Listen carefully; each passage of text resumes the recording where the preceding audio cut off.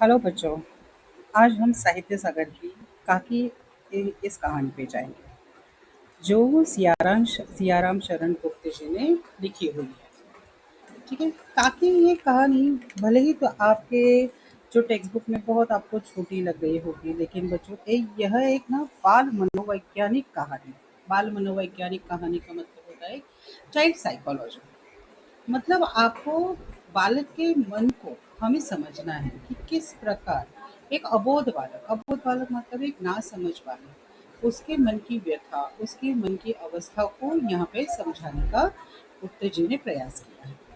अब इस कहानी में अभी काकी का मतलब होता है काकी इस कहानी में ये ये एक माँ का किरदार है, अर्थात जो हमारा मुख्य पात्र शामू है उसकी माँ, जिसका नाम उमा है। और शामू अपनी इस माँ को काकी नाम से पुकारता था। अभी इस कहानी में हम देखते हैं बच्चों कि ये शामू जो एक अबोध बालक है, एक नासमझ बालक है, जिसकी काकी की मृत्यु हो जाती है, वो इस पीड़ा को नहीं सहन कर पाता। तो ये पीड़ा यहाँ पे हमें दर्शाई गई है। मातृत्व के विषय पर ये कहानी हमें केंद्रित दिखाई देती है। इस कहानी में हम देखते हैं कि बालक के मन की कोमलता, संवेदनशीलता और मातृवियोग का मतलब होता है माँ से अलग होना। ये कोई भी बच्चा सहन नहीं कर पाता। उसकी अवस्था क्या हो जाती है, उसकी हालत क्या हो जाती है, इस कहानी में हम देखते हैं। चलो हम पात्र परिचय पे जाते हैं। अभी इस कहानी में काकी, जिसका नाम क्या है बच्चों, उमा, यह है जिसकी मृत्यु हो जाती है। शामू की माँ जिसकी मृत्यु हो चुकी है। उनके पति काका नाम से जाने गए हैं, उनका नाम है बच्चों विश्वेश्वर। शामू के पिता है। पत्नी की मृत्यु के वजह से वो अन्य मनस्क होने लगे। अन्य मनस्क होना मतलब उनका मन कहीं नहीं लगता। ठीक है। और इन दोनों का पुत्र है बच्चों शामू, जो हमारे कहानी का सबसे प्रमुख पात्र है। एक अबोध और संवेदनशील बालक है। काकी की मृत्यु की वजह से वह बहुत उदास हो जाता है, मातृवियोग सहन नहीं कर सकता। ठीक है। और दूसरा हमारा पात्र है बच्चों भोला, जो इनके घर में काम करने वाली सुखिया दासी है, उसका पुत्र है। भोला भी शामू की उम्र का ही है, समवयस्क साथी है। ठीक है। लेकिन उसे शामू से थोड़ा समझदार कहा गया है। अभी वो क्यों कहा गया है हम कहानी में देखेंगे। ठीक है। अभी ये दो इम्पोर्टेंट पॉइंट मुझे लगे जो यहाँ पे मैंने लिखे हैं। काकी कहानी बाल मनोविज्ञान और मातृत्व के विषय पर केंद्रित है। ये आपको उद्देश्य या फिर संदेश में लिखने के लिए सबसे महत्वपूर्ण वाक्य है बच्चों। ये बाल मनोविज्ञान और मातृत्व के विषय पर केंद्रित है। और दूसरा है इम्पोर्टेंट पॉइंट बच्चों कि प्रस्तुत कहानी में बालकों के मन की कोमलता, संवेदनशीलता और मातृवियोग की पीड़ा को दर्शाया गया है। ठीक है। अभी इस कहानी को देखते हैं बच्चों। पहले कहानी पढ़ेंगे। कहानी की मैं आपको कहानी समझाती हूँ, उसके बाद हम रीडिंग करते हैं। कहानी क्या है बच्चों की, एक सुबह जब शामू उठता है तो वो देखता है कि उसकी काकी भूमि पर सो गई है, मतलब भूमि शयन कर रही है। शयन भूमि पर सोना। ठीक है। भूमि शयन कर रही है और वो देखता है कि उसके आसपास बैठकर घर के सारे सदस्य कोहराम मचा रहे हैं। कोहराम मचाना मतलब बच्चों कि जोर जोर से विलाप करना या रोना। ठीक है। और वो समझ नहीं पाता, उसकी काकी जो है भूमि पर सोई है, एक कंबल ओढ़े हुए वो सो गई है। और घर में सब लोग करुण ढंग से विलाप कर रहे हैं। वो समझ नहीं पाता कि अरे ये क्या चल रहा है। लेकिन जब घर के सब लोग बच्चों उमा अर्थात काकी को जब स्मशान ले जाने के लिए उठाकर ले जाने लगे तो शामू ने बड़ा उपद्रव मचाया, मतलब शामू ने बड़ा शोर मचाया कि क्योंकि उस बच्चे को ये पता नहीं है कि उसकी काकी की मृत्यु हो चुकी है। उसकी काकी भूमि पर मरने के उपरांत उसको सुलाया गया है। उसको लगता है अरे मेरी काकी सो गई है, उसे कहाँ उठा कर ले जा रहे हो। उसने बड़ा उपद्रव मचाया। सभी लोगों ने उसको पकड़ के रखा, लेकिन सबके हाथ से छूटकर वो काकी पर जाकर गिर पड़ा और बोलने लगा, अगर मेरी काकी सो रही है उसे उठाकर कहाँ ले जा रहे हो, मैं नहीं जाने दूंगा। लेकिन बेचारे लोग बड़ी कठिनता से उसको हटा पाए, उसको साइड में लेकर गए। ठीक है। और दाह संस्कार के वक्त अभी उस बच्चे को लेकर नहीं गए, एक दासी उसको घर पर लेकर बैठ गई। अभी घर के जो बड़े बुजुर्ग थे उन्होंने उसको ये विश्वास दिलाया कि उसकी काकी मामा के घर गई है। क्योंकि जाहिर सी बात है ना, बच्चा पूछेगा ही कि माँ कहाँ है, तो उसे ये विश्वास दिलाया गया बच्चों को उसकी काकी मामा के घर गई है। लेकिन होता है ना बच्चों, सत्य कब तक छिप जाता है? सत्य उसके आस-पास के उसी के उम्र के बच्चों से उसको सत्य पता चलता है कि उसकी काकी मामा के घर नहीं तो राम के घर गई है। ये सत्य पता लगने के बाद बच्चों उसको उसे बहुत पीड़ा हुई। वो बहुत रोया। दि अ, दिन-रात बच्चों को रोता रहता। एक वक़्त ऐसा आया कि उसका रुदन शांत हो गया, रोना शांत हो गया। लेकिन वो जो दुःख है काकी के जाने का, उसके हृदय में कहीं न कहीं जाकर बस गया। उसके लिए ना उन्होंने एक एग्ज़ाम्पल, बहुत सुंदर एग्ज़ाम्पल दिया है बच्चों कि जैसे अभी बारिश के दिनों में हम देखते हैं कि बहुत सारी वर्षा होती है, बारिश होती है, तो ज़मीन के ऊपर पानी इकट्ठा हो जाता है। लेकिन थोड़ी देर बाद वो वैसा ही इकट्ठा नहीं रहता, वो ज़मीन के अंदर चला जाता है। ज़मीन के ऊपर का पानी अगोचर हो जाता है, अगोचर मतलब गायब हो जाता है। लेकिन वो जो ज़मीन के अंदर उसकी नमी बनी रहती है। ठीक उसी प्रकार बच्चों, भले ही शामू की आंखों के आंसू तो रुक गए, लेकिन वो जो दुख है काकी के जाने का उसके हृदय में कहीं पर जाकर बस गया। वो हमेशा शून्य आंखों से आसमान की ओर ताकता रहता था। एक दिन ऐसे ही क्या हुआ, आसमान की ओर ताकता रहता था, तो उस वक्त उसे आसमान में उड़ती हुई पतंग दिखाई दी।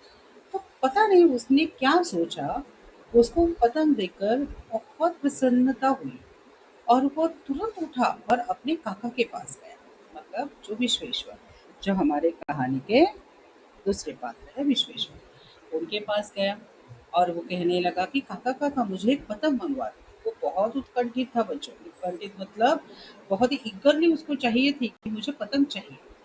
लेकिन वही काका की मनस्थिति कैसी थी बच्चों, अपनी पत्नी की मृत्यु के पश्चात वो अन्य मनस्क से रहा करते थे, बहुत उदास थे। और इसीलिए उस वक़्त उसने उन्होंने क्या किया, शामू को कहा हाँ, मँगवा दूँगा। ऐसे कहकर वो उदास भाव से कहीं चले गए।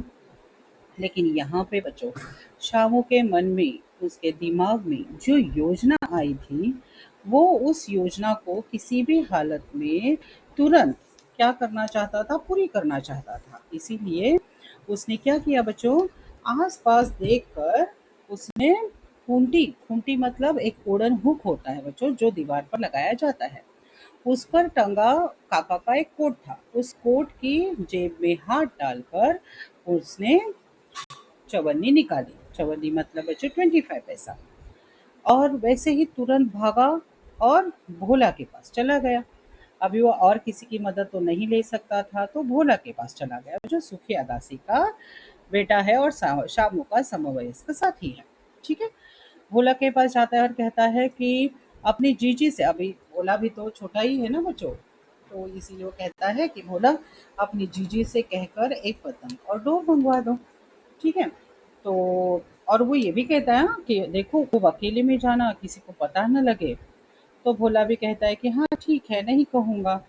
फिर शामू क्या करता है बच्चों, शामू अ, उसके मन में जो योजना आई थी, अभी वो भोला को बताना चाहता है। वो भोला को अभी क्या बताता है देखो, कि भोला अगर तुम किसी से नहीं कहोगे तो मैं एक बात बताऊँ?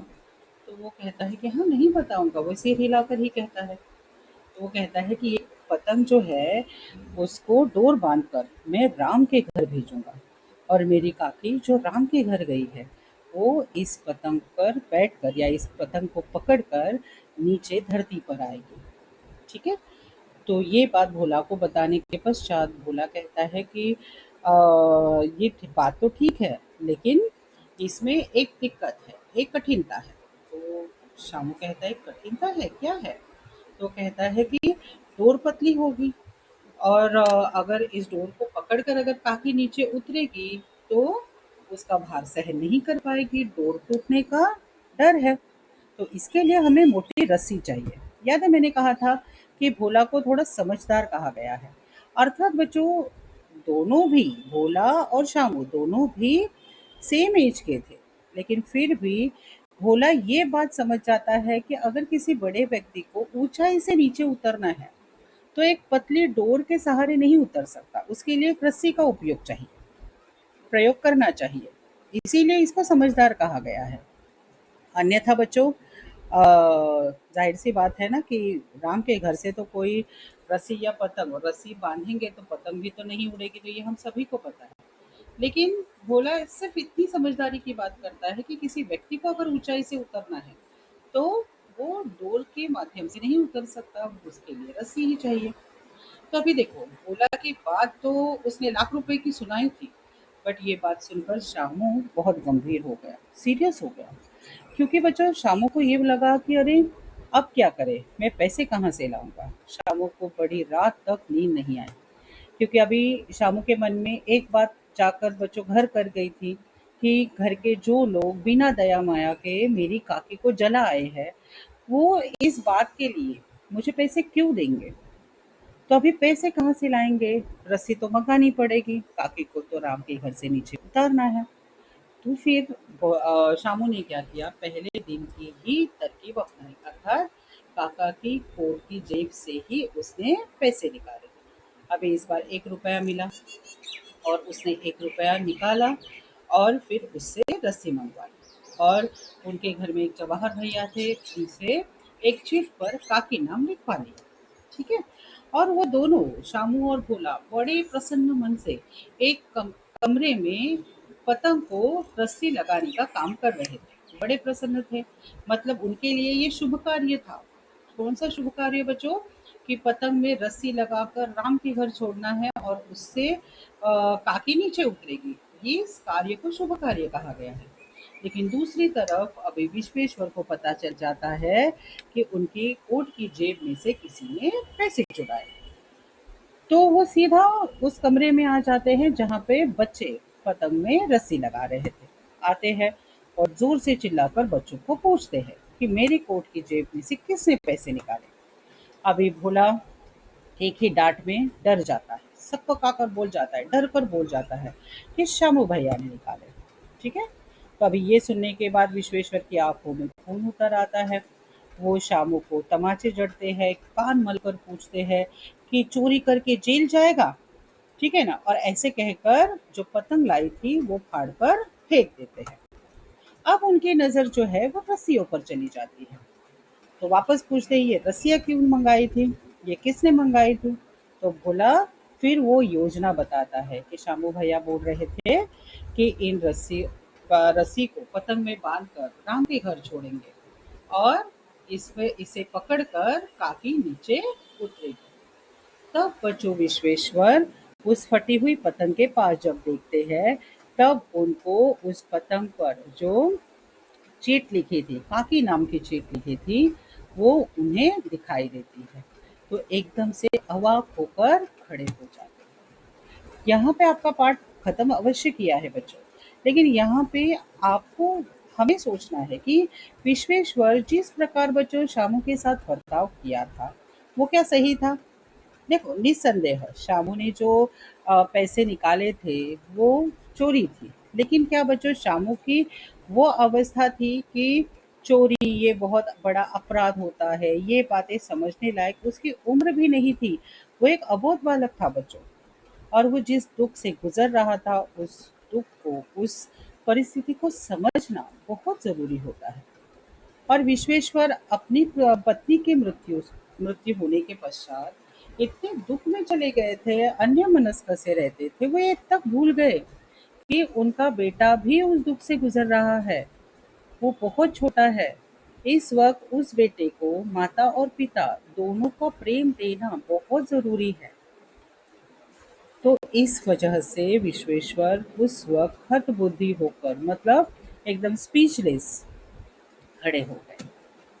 चलो, आशा करती हूँ आपको कहानी समझ में आई होगी बच्चों। अब हम रीडिंग करते हैं।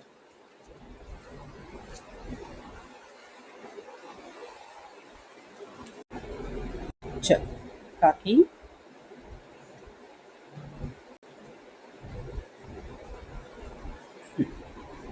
उस दिन बड़े सवेरे शामू की नींद खुली तो उसने देखा कि घर भर में कोहराम मचा हुआ है, मतलब शोर मचा हुआ है।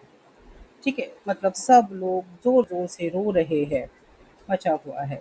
उसकी माँ नीचे से ऊपर तक एक कपड़ा ओढ़े हुए कंबल पर भूमि शयन कर रही है। भूमि शयन, शयन का मतलब होता है बच्चों सोना, बट भूमि पर सो रही है। और घर के सब लोग उसे घेर कर बड़े करुण ढंग से विलाप कर रहे हैं। विलाप करना मतलब ही बच्चों दुख जाहिर कर रहे हैं। ठीक है, पीड़ा जाहिर कर रहे हैं। लोग जब उमा को स्मशान ले जाने के लिए उठाकर ले जाने लगे, तब शामू ने बड़ा उपद्रव मचाया, मतलब बहुत शोर मचाया। लोगों के हाथ से छूटकर वह उमा के ऊपर जा गिरा। बोला, काकी सो रही है, उन्हें इस तरह उठाकर कहाँ लिए जा रहे हो? मैं न जाने दूंगा। लोग बड़ी कठिनता से उसे हटा पाए। काकी के दाह संस्कार में उसे नहीं जाने दिया। एक दासी राम राम करके उसे घर पर ही संभाले रखी। ये एक्सट्रैक्ट आएगा बच्चों।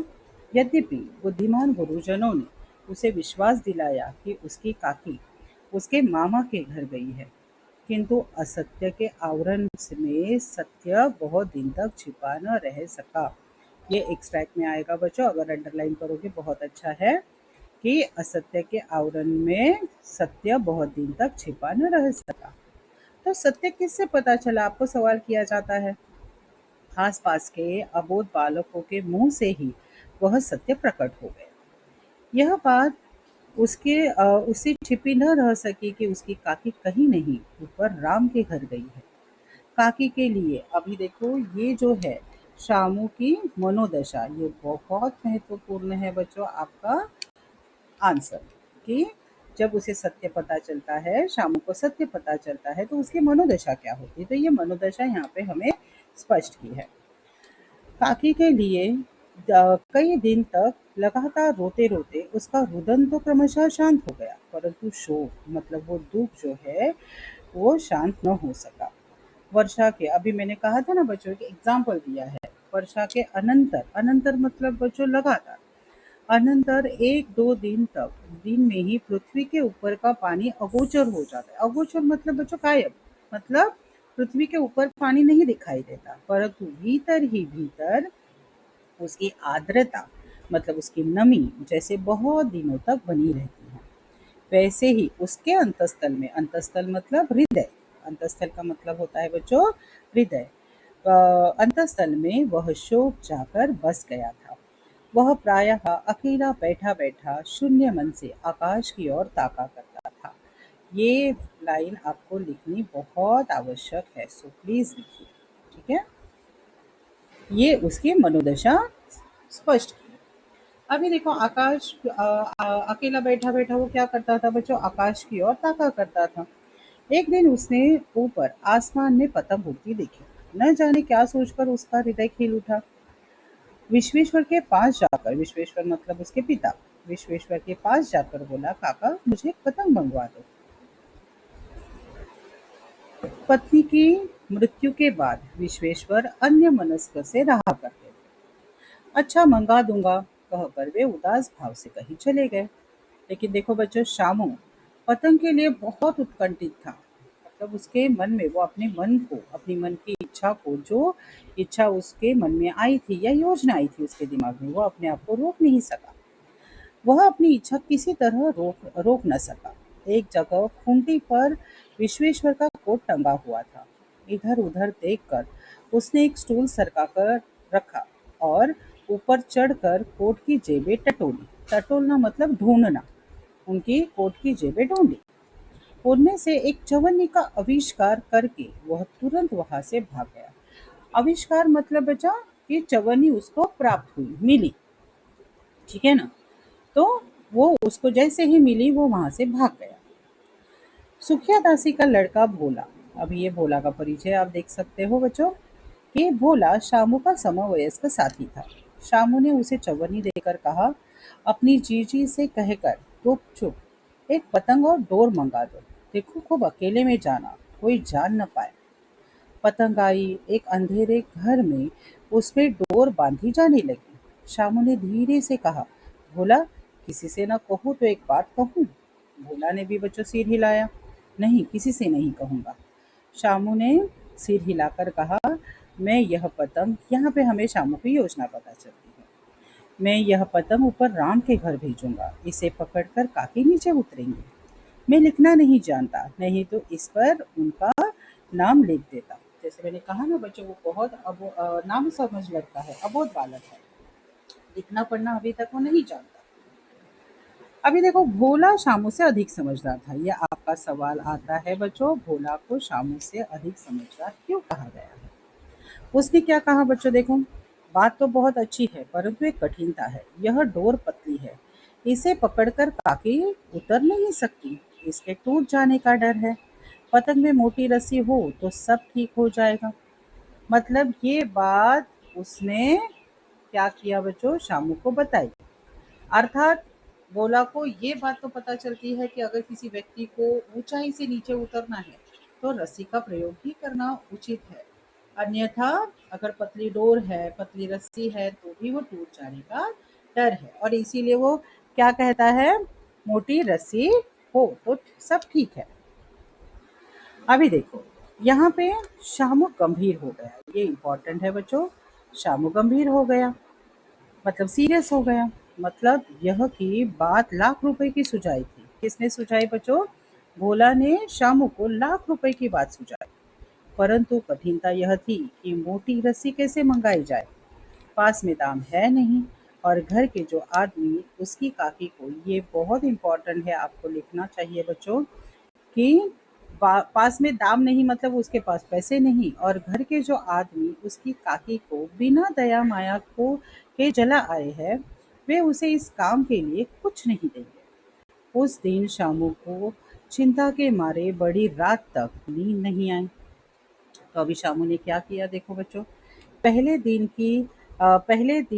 की तरकीब से ही दूसरे दिन उसने विश्वेश्वर के कोट से रुपया निकाला, ले जाकर भोला को दिया और बोला, देख भोला, किसी को मालूम न होने पाए। अच्छी अच्छी दो रस्सियां मंगा दो। एक रस्सी ओछी पड़ जाएगी, ओछी मतलब छोटी पड़ जाएगी। जवाहर भैया से मैं कागज पर काकी लिखवा रखूंगा। नाम की चिट रहेगी तो पतंग उन्हीं के पास पहुंच जाएगी। तो देखो बच्चों, ये बच्चों ने अभी काम किया। अभी एक कमरे में बच्चे अभी बैठकर ये काम कर रहे थे। 2 घंटे बाद प्रफुल्ल, प्रफुल्ल मतलब बच्चों प्रसन्न मन से, शामू और भोला अंधेरी कोठरी में बैठे बैठे पतंग में रस्सी बांध रहे थे। अकस्मात, अकस्मात मतलब अचानक, शुभ कार्य में विघ्न की तरह उग्र रूप धारण किए हुए विश्वेश्वर वहां आ पहुंचे। देखो बच्चों, काफी बार आपको शुभ कार्य और विघ्न किसे कहा गया है आपको पूछा जाता है। तो यहाँ पे शुभ कार्य तो आपको पता चला बच्चों कि पतंग में रस्सी बांधकर राम के घर भेजकर काकी को नीचे उतारने के कार्य को शुभ कार्य कहा गया है। तो अभी विघ्न किसे कहा गया है बच्चों? कि अपनी कोट की जेब से चोरी का पता लगने के पश्चात विश्वेश्वर उग्र रूप धारण किए हुए उस कमरे में आ जाते हैं, उसे विघ्न कहा गया है। सिंपल है बच्चों, तो ये लिखना है। विघ्न की तरह उग्र रूप धारण, उग्र मतलब बहुत क्रोधित रूप धारण किए हुए विश्वेश्वर वहां आ घुसे। भोला और शामू को धमकाकर बोले, तुमने हमारे कोट से रुपया निकाला। अभी देखो, डांट कर बोले थे तो भोला सककाकर मतलब डर कर एक ही डांट में मुखबिर हो गया। मुखबिर होना मतलब सत्य बोल दिया। ठीक है, क्या बोला बच्चों देखो, शामू भैया ने रस्सी और पतंग मंगाने के लिए निकाला था। विश्वेश्वर ने शामू को, अभी विश्वेश्वर की प्रतिक्रिया क्या हुई कि विश्वेश्वर ने शामू को 2 तमाचे जड़कर कहा, चोरी सीख कर जेल जाएगा। अच्छा, तुझे आज अच्छी तरह समझाता हूँ। यह कहकर फिर तमाचे जड़े और कान मलने के बाद पतंग फाड़ डाली। अब रस्सियों की ओर देखकर कहा, ये किसने मंगाई? भोला ने वापस कहा, इन्होंने ही मंगाई थी। इन्होंने मतलब शामू भैया ने ही मंगाई थी। कहते थे, इनसे पतंग तान कर काकी को राम के यहाँ से नीचे उतारेंगे। तब बच्चों विश्वेश्वर हद बुद्धि होकर, मतलब क्या बच्चों, उस वक्त उनको कुछ भी वो सोचने समझने की शक्ति जैसे खो गए थे, स्पीचलेस। हतबुद्धि होकर वहीं खड़े रह गए। उन्होंने फटी हुई पतंग उठाकर देखी। उस पर चिपके हुए कागज पर लिखा हुआ था का।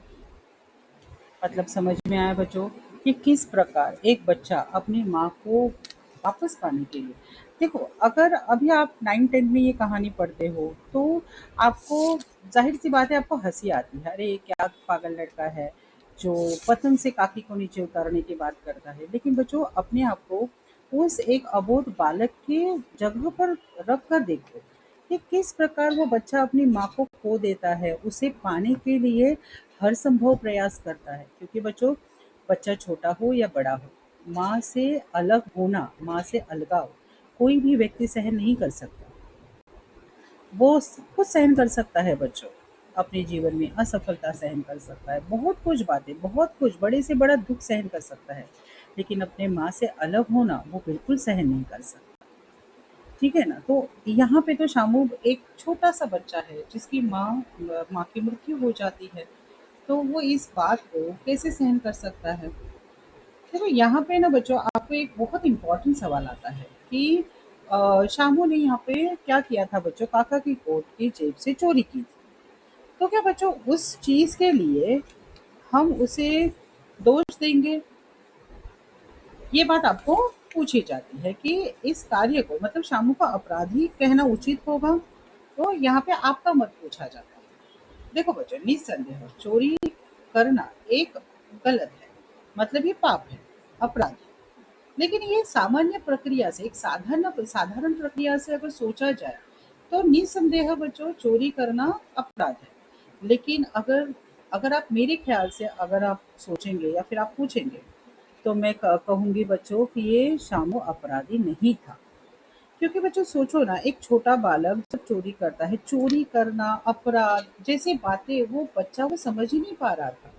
उसका अर्थ ही उसे पता नहीं था कि अगर चोरी करना कितना बड़ा अपराध होता है। और उसने क्या किया था बच्चों, पहले तो अपने पिता से पतंग मांगी थी, लेकिन उन्होंने नहीं दी। लेकिन जो योजना उसके दिमाग में आई थी, उसको उस योजना को पूरी करना था। और वो योजना क्या थी? अपनी काकी को वापस पाना। और इसीलिए उसको जो सही लगा वो किया। अर्थात बच्चों, अगर बच्चे ने ये कार्य किया है तो उसके पीछे का रीज़न, उसका कारण देखना बहुत आवश्यक होता है। और इसीलिए अगर आप मुझे पूछेंगे तो शामू को मैं अपराधी नहीं मानूँगी। आशा है आपको ये समझ में आया होगा। Good day, good bye.